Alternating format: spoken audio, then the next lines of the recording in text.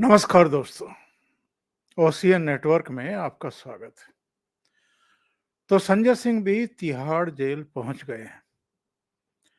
ये अरविंद केजरीवाल के तीसरे बड़े करीबी हैं जो तिहाड़ जेल की यात्रा पर पहुंचे हैं।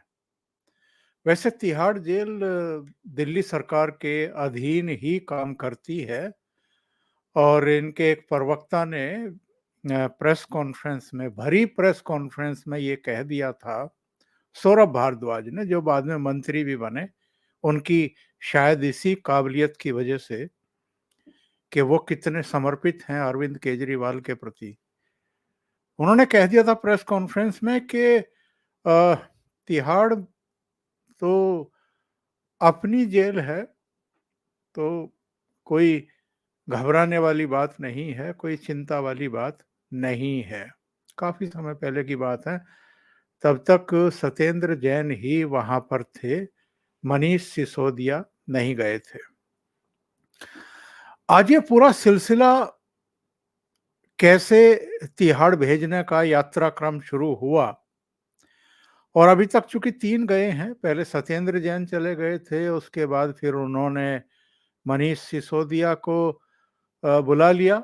वो कहते हैं ना कि कोई मोहल्ले पड़ोस में एक डेथ हो जाए और उसके कुछ समय बाद फिर कोई दूसरी डेथ हो जाए, तो यही कहा जाता है कि जो पहले की डेथ हुई थी उसने फला को भी अपने पास बुला लिया। तो तिहाड़ में अगर सत्येंद्र जैन सबसे पहले गए थे, तो उसके बाद जितने जाने वाले हैं एक तरीके से उन्होंने ही सबको रास्ता दिखा दिया है। तो उसके बाद फिर मनीष सिसोदिया गए और अब संजय सिंह पहुंच गए हैं।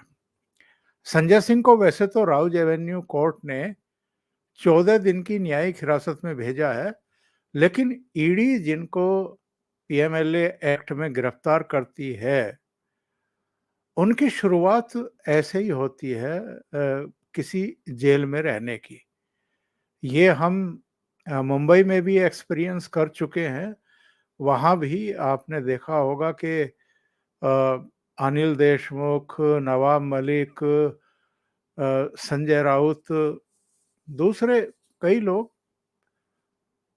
ईडी की पूछताछ के बाद, सीबीआई की पूछताछ के बाद जब न्यायिक हिरासत में भेजे गए और जमानत नहीं दी गई, तो फिर वो लंबा गए। ये थोड़ा-सा खुशनसीब थे या कुछ भी कह लीजिए संजय राउत, जो 103 दिन में बाहर आ गए।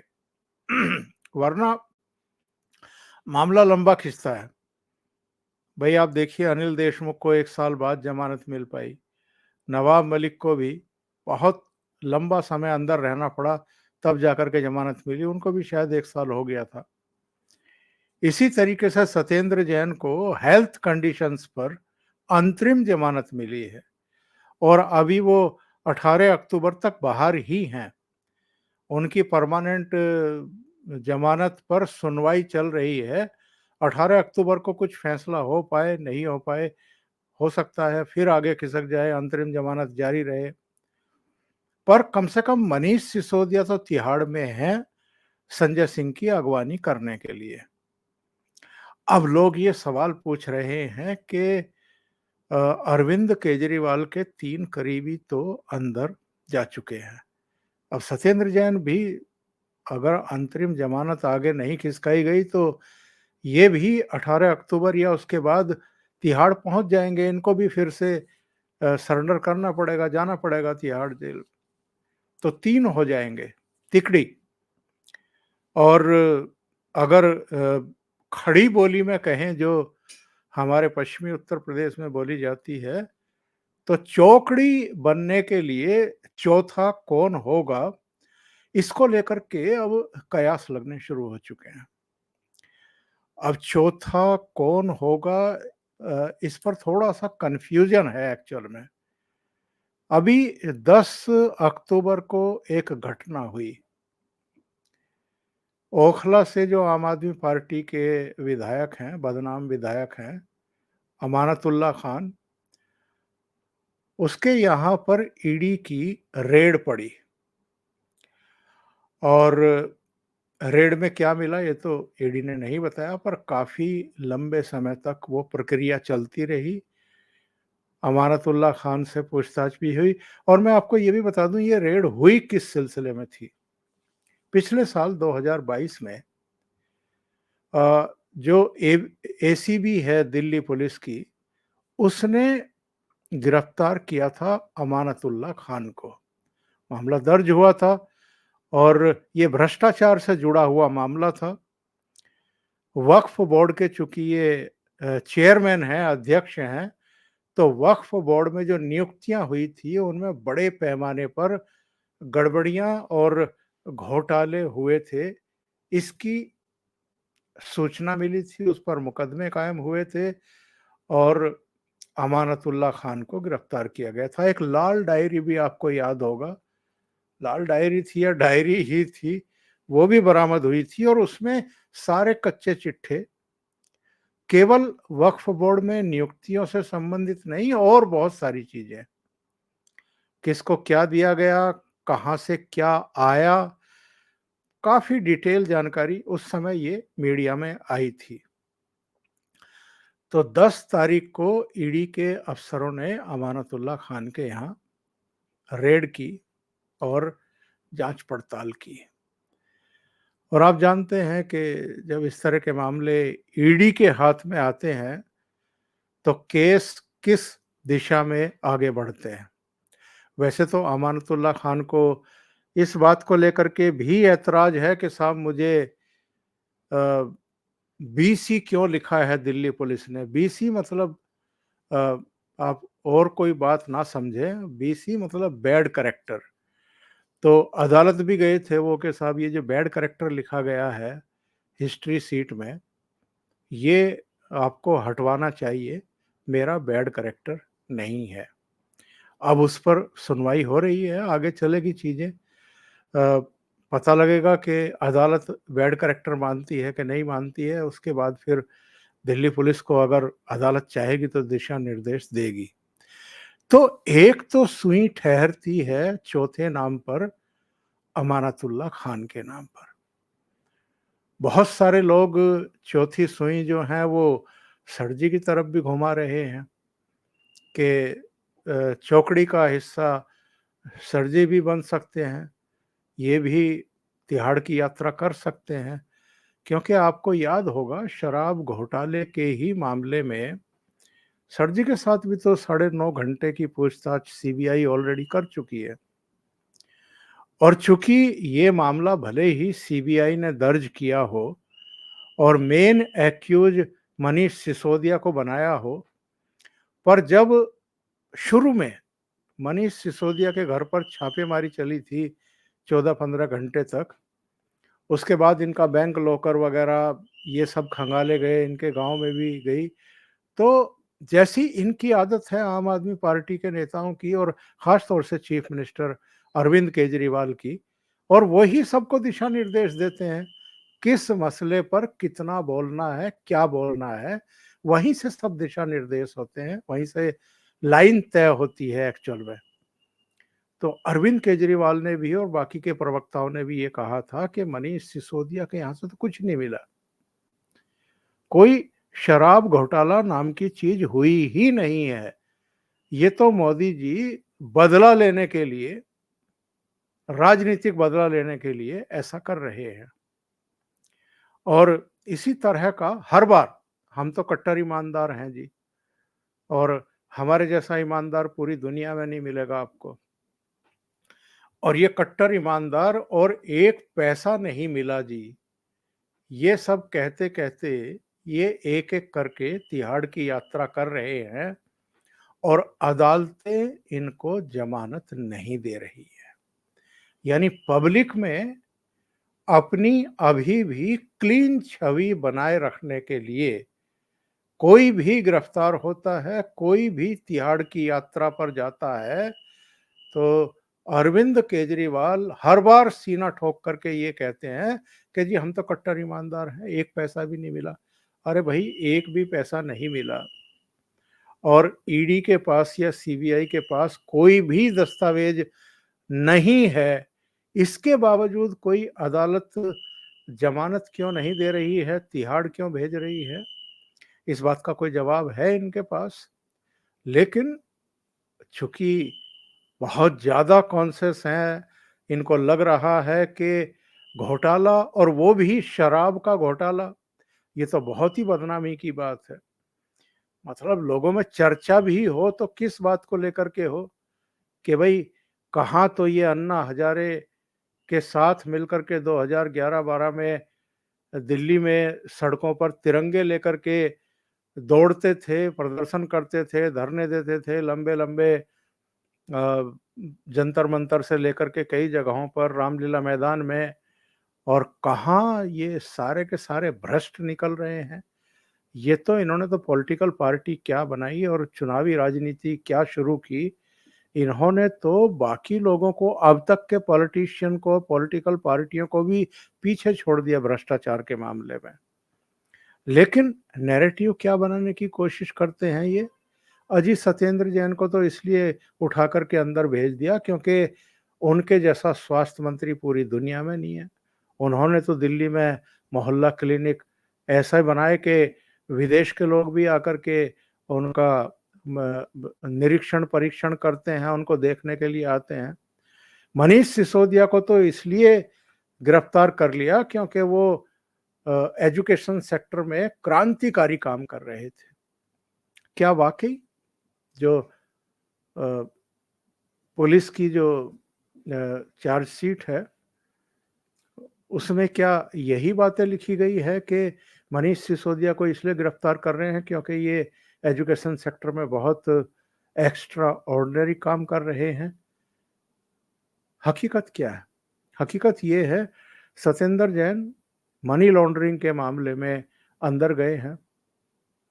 कलकत्ता की एक फर्म के साथ इन्होंने भ्रष्टाचार किया था 2017 में, और शेल कंपनियां बनाई थी। और फिर दिल्ली में जब वो गुलगपाड़ा हुआ था, भ्रष्टाचार हुआ था, ज़मीनें वगैरह खरीदी गई थी, इसलिए वो अंदर गए, ना कि इसलिए कि वो स्वास्थ्य मंत्री थे और उन्होंने मोहल्ला क्लिनिक बनाए थे। लेकिन लोगों की आँखों में धूल झोंकने के लिए ये बार-बार उन्हीं चीज़ों को दोहराते हैं। मनीष सिसोदिया को इसलिए गिरफ्तार किया गया क्योंकि वो 2021 में नई आबकारी नीति लेकर के आए। 2022 जुलाई में लेफ्टिनेंट गवर्नर को एक रिपोर्ट चीफ सेक्रेटरी की तरफ से दी गई, जिसमें बताया गया कि जो नई आबकारी नीति है, इसमें बड़ा भ्रष्टाचार हुआ है, बड़ा घोटाला हुआ है। उसके बाद एलजी ने सीबीआई जांच की सिफारिश की होम मिनिस्ट्री से कि मनीष सिसोदिया के खिलाफ जांच पड़ताल की जाए। कुल मिलाकर के 15 एक्यूज बनाए गए। सीबीआई ने जांच अपने हाथ में ली। उसके बाद मनीष सिसोदिया को गिरफ्तार किया गया। फरवरी में गिरफ्तार किया सीबीआई ने और मार्च में गिरफ्तार किया ईडी ने। इसके बाद तो बहुत सारी गिरफ्तारियां हुई हैं, इससे पहले भी गिरफ्तारियां हुई हैं। अकेले शराब घोटाले में ही अब तक 1 दर्जन से ज़्यादा लोगों को गिरफ्तार किया गया है, जिनमें से 3 सरकारी गवाह बन गए हैं। इसलिए संजय सिंह भी अंदर गए हैं। इसलिए सरजी के बारे में भी अब चर्चाएँ चल निकली हैं कि चौथे सरजी हो सकते हैं। बहुत सारे लोगों का कहना है कि नहीं, सरजी के पहले तो शायद अमानतुल्लाह खान अंदर चले जाएँ। पर एजेंसियों के पास क्या इनपुट है ये तो वो ही जानती हैं, पर अदालत के सामने जो तथ्य अब तक आए हैं, उसमें तो सारे तथ्य यही चीख-चीख कर कह रहे हैं कि मामला बहुत गड़बड़ है, इसमें काफ़ी भ्रष्टाचार हुआ है। तो मैं आपको संक्षेप में बता दूं कि अकेले ये 3 ही तिहाड़ जेल नहीं गए हैं। आम आदमी पार्टी के कई और नेता भी अब तक जेल यात्राएं कर चुके हैं। सत्येंद्र जैन की गिरफ्तारी 31 मई 2022 को हुई थी। मनीष सिसोदिया की गिरफ्तारी 26 फरवरी 2023 को हुई थी। यानी अब तो मनीष सिसोदिया को भी 8 महीने होने वाले हैं। संजय सिंह की गिरफ्तारी 4 अक्टूबर 2023 को हुई है, यानी 10 दिन इनकी गिरफ्तारी को भी हो गए और अब तो 14 दिन की, चूंकि न्यायिक हिरासत में इनको तिहाड़ जेल भेज दिया गया है, तो तीनों भाई जो हैं वहां अब गपशप कर सकेंगे, मिल बैठ करके मीटिंग वीटिंग कर पाएंगे, कुछ आगे की ओर रणनीतियां बना पाएंगे। तो मैं आपसे चर्चा कर रहा था कि अकेले ये 3 नहीं है जिनको गिरफ्तार किया गया है अभी तक। 2015 9 जून फर्जी डिग्री मामले में इनके जो पूर्व मंत्री जितेंद्र सिंह तोमर वो गिरफ्तार किए गए थे। याद रखिए 2015। संदीप कुमार पूर्व मंत्री दिल्ली सरकार के, इनके 3 सितंबर 2016 को गिरफ्तार किए गए। आरोप क्या लगा? रेप का। रेप केस में आरोपी बनाया गया। 5 मार्च 2020 को ताहिर हुसैन, जो पूर्व पार्षद था, दिल्ली में दंगा कराने के आरोप में गिरफ्तार हुआ और मनी लॉन्ड्रिंग का मामला भी उसके ऊपर दर्ज किया गया। 9 मई 2020 को प्रकाश जारवाल, जो देवली से विधायक है दिल्ली से, वो गिरफ्तार हुआ डॉक्टर को सुसाइड के लिए उकसाने के गंभीर आरोप में।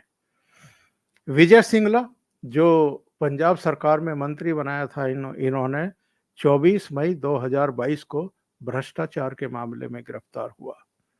अमानतुल्लाह खान, जो ओखला का विधायक है, वो 15 सितंबर 2022 को भ्रष्टाचार के केस में एसीबी दिल्ली ने गिरफ्तार किया था। सोमनाथ भारती, जो मंत्री भी रह चुके हैं, उनको 15 सितंबर 2022 को मारपीट और विवादित बयान को लेकर के गिरफ्तार किया गया था। उत्तर प्रदेश, याद होगा आपको। इसके अलावा विजय नायर, जो इनके नेता हैं और अरविंद केजरीवाल के बड़े विश्वास पात्र हैं, शराब घोटाले में मध्यस्थ की भूमिका में वही बताए गए हैं। 27 सितंबर 2022 को दिल्ली नई शराब नीति घोटाले में गिरफ्तार किए गए। इसके अलावा अमर रतन कोटफ था, ये विधायक भटिंडा के, पंजाब के, 23 फरवरी 2023 को इन पर भी भ्रष्टाचार का ही केस दर्ज किया गया था। तो अब तो सबकी निगाहें इस पर टिकी हैं कि चौकड़ी जिसको कहते हैं वो अगर कंप्लीट होनी है तिहाड़ जेल में, तो फिर चौथा कौन जाएगा? पहले अमानतुल्लाह खान, जिस पर ईडी का शिकंजा कसा जा चुका है, या फिर कहीं ऐसा तो नहीं है कि सर जी का ही नंबर लगने वाला है? क्योंकि इधर जो बयान आ रहे हैं इनके अरविंद केजरीवाल के, वो तो इनकी जो घबराहट है उसी को बयान करते हैं। 10 तारीख को मैंने बताया आपसे अमानतुल्लाह खान के यहाँ ईडी की छापेमारी हुई थी। 11 को अरविंद केजरीवाल उनके आवास पर पहुंच गए, अमानतुल्लाह खान के। उसके बाद मीडिया से इन्होंने बात की और मीडिया से बात करते हुए इन्होंने क्या कहा है जरा सुन लीजिए। इन्होंने कहा, प्रधानमंत्री नरेंद्र मोदी देश का माहौल खराब कर रहे हैं। मोदी की चाल और जुबान में अहंकार है, उनसे सब कोई डरा हुआ है। मतलब ये नहीं कहा कि मैं भी डरा हुआ हूं, उन्होंने कहा कि सब कोई डरा हुआ है। प्रधानमंत्री की पूरी कोशिश है कि आपको कुचल दिया जाए। आपको मतलब आम आदमी पार्टी को कुचल दिया जाए। और इन्होंने ये भी कहा कि 2015 में जैसे ही हमारी सरकार बनी तो शुंगलू कमेटी बनाई गई, 400 फाइल जांच की गई, लेकिन कोई गड़बड़ी नहीं मिली। अब तक जितने भी जजमेंट आए हैं उसमें हमारे खिलाफ कुछ नहीं निकला जी। इन्होंने एक और बयान दिया। इन्होंने कहा कि प्रधानमंत्री नरेंद्र मोदी आम आदमी पार्टी को खत्म करना चाहते हैं। हमारे विधायकों और नेताओं के खिलाफ झूठे केस दर्ज किए जा रहे हैं। अब तक हमारे खिलाफ 170 केस दर्ज किए गए, 140 फैसले हमारे पक्ष में आए, 1 पैसे का घोटाला नहीं मिला। अब ये अपने आप में जांच का विषय है कि वाकई 140 केसों में इनके नेताओं को क्लीन चिट दे दी है अदालतों ने, और क्या अदालतें इतनी ही तेजी से काम करती हैं या यहाँ भी झूठ बोल रहे हैं? और दूसरी बात यह है कि 1 पैसा नहीं मिला तो जितने तिहाड़ जेल भेजे जा रहे हैं, जितने गिरफ्तार किए जा रहे हैं, अदालतें इनको जमानत क्यों नहीं दे रही हैं? ये एक बड़ा सवाल, अरविंद केजरीवाल को इसका जवाब देना चाहिए। अभी के लिए इतना ही। बहुत बहुत धन्यवाद। अगर आपको ये चैनल और इसके कंटेंट पसंद आ रहे हैं तो लाइक करें, कमेंट करें, वीडियो को शेयर भी करें। अभी तक अगर आपने ये चैनल सब्सक्राइब नहीं किया है तो सब्सक्राइब कर लें और साथ में लगे बेल आइकॉन को दबा दें ताकि आगे आने वाले वीडियो और उनके नोटिफिकेशन आप तक पहुंचते रहें। बहुत बहुत धन्यवाद। नमस्कार।